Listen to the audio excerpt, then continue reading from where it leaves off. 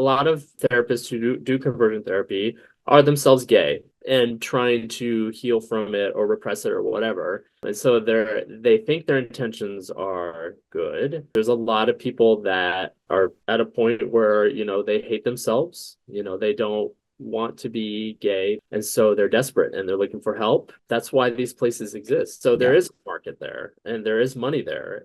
As long as there's homophobia in the world, there's going to be a market for people that are just stuck in between the expectations of their church and their family and the reality that they are gay. I had a conversation with Tres Adames, who is a pastoral counselor and a survivor of ex-gay conversion therapy. Growing up in a religious household, Tres faced immense societal pressures that pushed him to try to change his sexual orientation. Today, we want to highlight the resilience needed to overcome the destructive nature of conversion therapy and the strength of those who survive it. Tres also reflected on the discrediting of conversion therapy and his path to accepting himself as an openly gay man.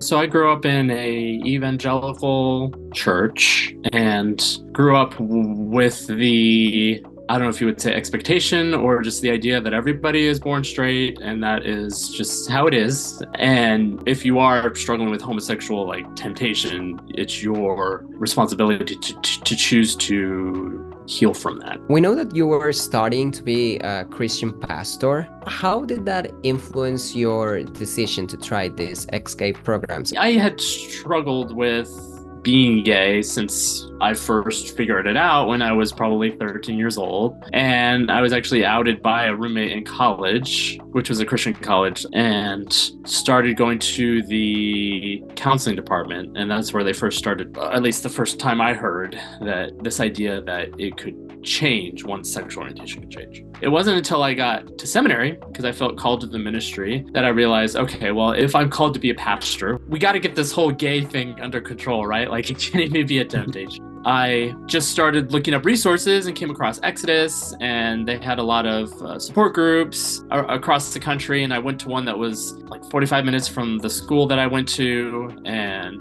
they were associated with Exodus. They were actually also associated later with Hope for Wholeness after Exodus closed. We know that conversion therapists or reparative therapists always say that their programs are only for people who really want to change, that if you really, really want to change, then it's going to work and you just have to pray and have hope. That really ignores the societal pressure and the family pressure and the shaming that groups that are close to every LGBTQ person are adding to this so-called problem. Yeah, I mean, from an early age, families that went to my church, they would listen to Dr. Dobson, who was very anti-LGBTQ to the point of getting political and trying to take away rights or deny rights. It's only viewed as something very negative. If you're a good-natured kid that wants to do the right thing, it just puts you in an extremely difficult position because it's nothing that you can control. You can repress it. And that's what I noticed even with a lot of ex-gay programs. It's just about who can repress the hardest. Who even had thoughts, because that would be considered even backsliding or failing. Were you surprised when Exodus shut down in 2013?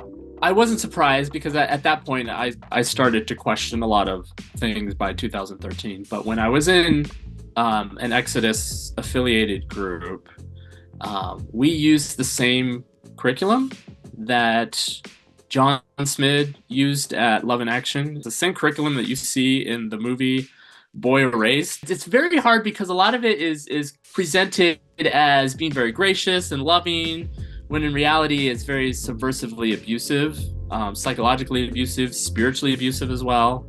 But then you found John Hinson, who was a licensed professional counselor. What was your impression when you started this therapy with him? I found him on the Exodus website. He was listed as a referred therapist. I was able to talk through a lot of family problems and work on codependency. But the reason why I was there was to not be gay. And so he had me read books, including one by Jeff Conrad called You Don't Have to Be Gay. with reparative therapy, there's this idea that you have like unmet needs from other men, from your father. But all these explanations are kind of like shuffled through based on what your situation is. So even if you don't have like father issues, well, you probably have mother issues. And so they'll find some theory to fit. I didn't realize this till later when I became a counselor, but like it's not appropriate to touch your clients. And one thing that he always insisted that we do was like hug at the end of the session. And I just went along with it just because he said this is part of your healing. Like this is like positive, healthy touch. And I remember thinking like, I do not want to hug you. The thing that was the hardest for me was the fact that like he started getting impatient with me because I wasn't changing. I had confessed to him that I had finally connected sexually with another man, and that was considered to be the worst thing. And that's where he suggested that, that I go to one of the camps, which was Journey into Manhood. So you told him like multiple times that his therapy wasn't working, or you just got to a point where it was like, I'll stop pretending your therapy is not working, or how did that go? You never think that the therapy isn't working. It's always this belief that I'm not doing it correctly. The whole time I was blaming myself because he's the expert, right? He's a state licensed therapist. Like he should know a lot more than I do. I had like one person that was a voice of reason, my roommate at the time, who's one of my best friends and still is one of my best friends. When I told him about the camp and that I'd signed up to go, he told me like, you do not need to go to that. There's nothing wrong with you. And that was like the first person in my personal life that told me that you're fine exactly as you are. And then that's when I started questioning a lot of it. I stopped going to therapy with John Hinson, and there were a couple other times that we met. But slowly after that, I began to realize that this stuff does not work. Today, John Hinson says that he's not a conversion therapist, that he doesn't practice conversion therapy. What's your response to that? Because that seems to be like a semantic game, like a historical revisionism. Nobody ever says they do conversion therapy. In fact, they always say that they don't. But then when they describe like their process, it is the same thing. It's got the same manipulative techniques, the same like trauma theories, and the same like toxic theology. I don't know, it reminds me of a lot of these business scams where like people signed up to be in a pyramid scheme and like they're not successful, and so they never think, oh, maybe this program doesn't work, maybe it's a scam. They blame themselves, like they learn to blame themselves, and so that's kind of what it reminds me of. The thing is that there is a big market for it. A lot of therapists who do conversion therapy are themselves gay, and trying to heal from it or repress it or whatever. And so they think their intentions are good. There's a lot of people that are at a point where, they hate themselves. They don't want to be gay. They don't want to be queer. And so they're desperate and they're looking for help. That's why these places exist, not only for the clients, but also for families that send them to these places. So there is a market there and there is money there. As long as there's homophobia in the world, there's going to be a market for people that are just stuck in between the expectations of their church and their family and the reality that they are gay. A lot of conversion therapists will say, we're following the lead of the client, like it's their therapeutic choice. But you also have an ethical responsibility to let them know when something is not possible. You still have an ethical responsibility to do the right thing and not to promise something that is impossible and that could be very harmful to them. And speaking of conversion therapists who always have like skeletons hidden in their closets, recently both Jason Graves and Floyd Godfrey, conversion therapists from Arizona, have been discredited. Were you surprised? Were you familiar with their work? Floyd was he is, I think, still essentially business partners with John Hinson, so he was in the same office. And I actually had considered seeing Floyd instead of John, but I read like some of his books too, Floyd Godfrey's books. I mean, it doesn't surprise me at all that obviously, he lost his license, because when your ethics are already out of line, of course you're going to do other out of line things as well. And were you familiar with Jason Graves' work? In the group that I went to in Mississippi, we had a lot of the Exodus recordings, and I remember listening to him. I don't have like a quotation for this, but one of the Exodus conferences is that he said that he thought that homosexuality was a form of sexual addiction. And that messed me up for a long time because I believed it. That idea is what made me feel so horrible about myself, because I viewed myself as like an addict. But it's amazing, like, that the little tiny twists of truth can be so detrimental to people's mental health. God, It's always about projection, right?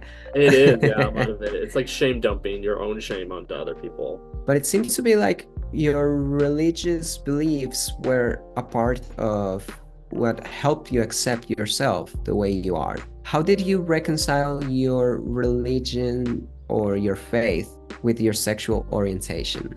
Yeah, so I think a lot of what helped me reconcile my faith and sexuality was just reading other books that were affirming. Because when you're in the ex-gay movement, like, they only present certain materials. Like, this is the lie that they want you to believe in order to destroy the church, because this will destroy the church, because then people won't want to get married and they won't want to have kids, or like everybody's going to turn gay. I don't know. I went to like 3 to 4 years of legitimate therapy and had to undo a lot of the toxic things that I learned in conversion therapy. And then just reading other books that were written by queer Christians about other perspectives on the clobber verses and why the ex-gay theology is not just harmful, but it's also spiritually abusive. Final question.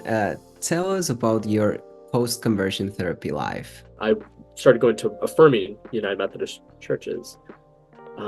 And that was really helpful to have a community that supports and celebrates you as a queer person of faith.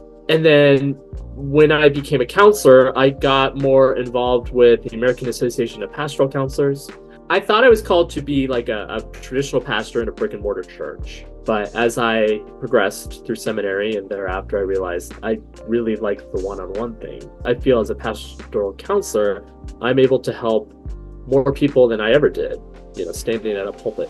And I work with a lot of queer people of faith that are going through the same things that I went through. So we have to undo a lot of the toxic theology that they learned. I think one thing that a lot of people are afraid of is like, if I come out, like, does that mean I can no longer be a Christian? And obviously that's not true. Of course you can be. You have to find the right community of people that will support you. You can still be a person of faith who is deeply committed to the relationship with God. And just recognize that there are people that will love you and accept you exactly as you are. Help us fight ex-gay lies. Truth Wins Out monitors, researches, and exposes the ex-gay conversion industry. Support us and learn more at truthwinsout.org.